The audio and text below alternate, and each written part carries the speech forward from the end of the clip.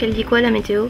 Elle dit, bon, si on table lundi matin comme prévu, du 16 nœuds au 124. Ça va être un peu compliqué pour faire du sud, mais il devrait virer à l'est. Un dernier point sur les gribes avec Gwendal, le capitaine de la boiteuse. Avec Touline, son chat, ils descendent comme nous vers le sud du Brésil. Sur Loïc, dernier préparatif avant le départ, après ces 2 mois d'escale sur le fleuve, un gros nettoyage de la coque s'impose.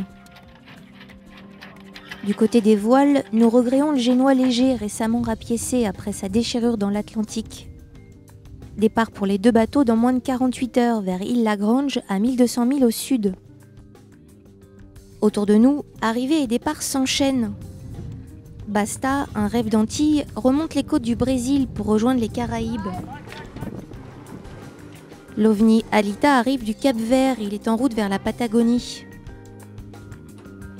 La Patagonie d'où revient Victoria, un ketch néo-zélandais. Et il y a ce gros sloop resté au mouillage qui nous intrigue particulièrement. On dirait un tank.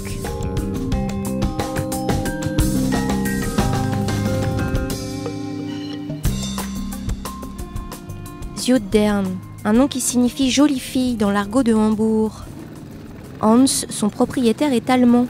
Ingénieur nucléaire à la retraite, il vit avec Sun Lee, qu'il a rencontré en Corée. Après 7 ans de navigation, le couple vient de boucler son tour du monde sur ce 16 mètres en aluminium. Un Reinke du nom de son architecte allemand. Des plans des années 70 destinés à la construction amateur.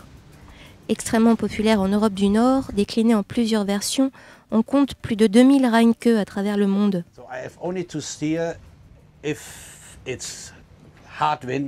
Hans fait construire en Afrique du Sud la version biquille. Équipement grand standing avec 2 moteurs Volvo de 55 chevaux, winch électrique et air conditionné. Prêt à voyager, le voilier lui coûtera 500 000 €. Ce sera son premier bateau. C'était il y a 10 ans. Hans vient alors de passer la soixantaine, il apprend tout juste à naviguer.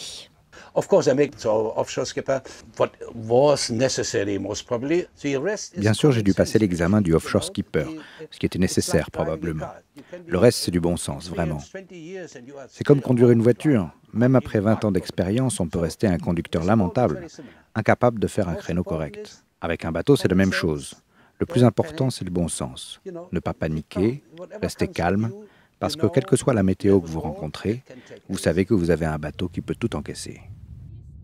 Les choses sont un peu moins évidentes pour Sun Lee. Si elle assume parfaitement son rôle d'équipière, elle a dû mettre en place des stratégies pour calmer ses frayeurs.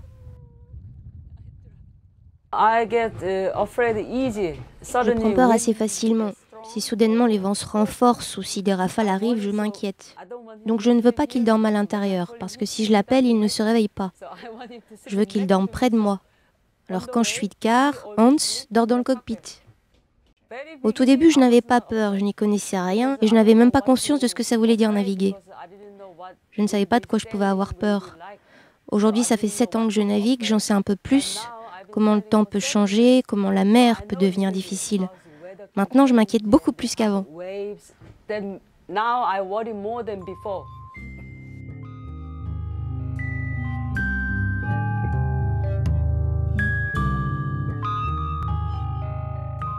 Après son tour du monde par les Alizés, le couple s'interroge désormais sur la route à suivre.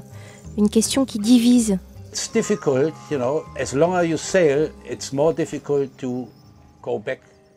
Plus on navigue et plus c'est dur de faire machine arrière, de devenir, comme on dit, un rat de terre. Se fixer, ça devient vraiment difficile. Vous avez beau avoir une jolie maison et tout. Un bateau, c'est la plus belle des maisons. C'est, je sais pas, c'est plus confortable, tout est à portée de main. Dans une maison, on se perd, c'est différent.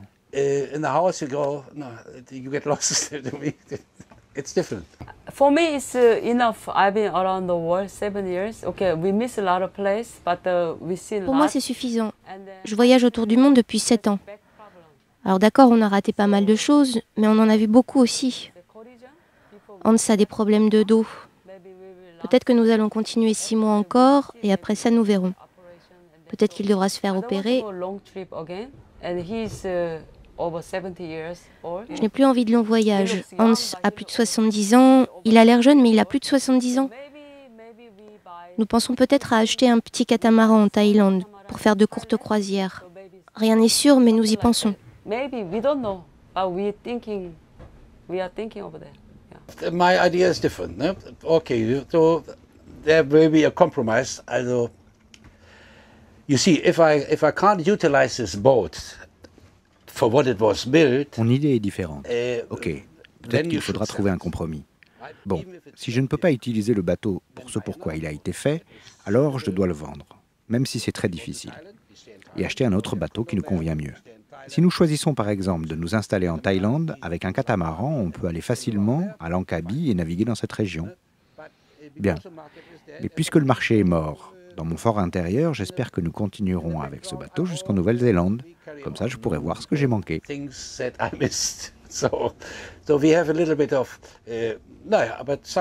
On n'est pas tout à fait d'accord, mais Sunny a aussi un point de vue de trésorière puisqu'elle s'occupe de nos finances. Elle ne voudra pas se séparer du bateau pour des clopinettes. Donc, peut-être que nous irons jusqu'en Nouvelle-Zélande et que nous le vendrons là-bas parce que le marché se porte mieux. Nous verrons, le temps le dira.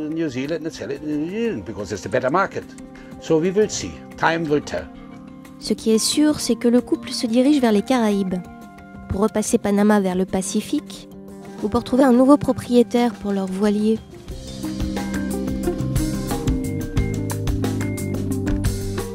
Lorsqu'elle n'a pas été définie au préalable, sur bien des bateaux, la question de la fin du voyage n'est pas simple. Sur Loïc, on n'y pense pas encore. Pour l'instant, on s'éloigne encore un peu plus de la France. Cap au sud, accompagné par la boiteuse. Nous avons de la route à faire. Nos visas, comme celui de Gwendal, expirent bientôt.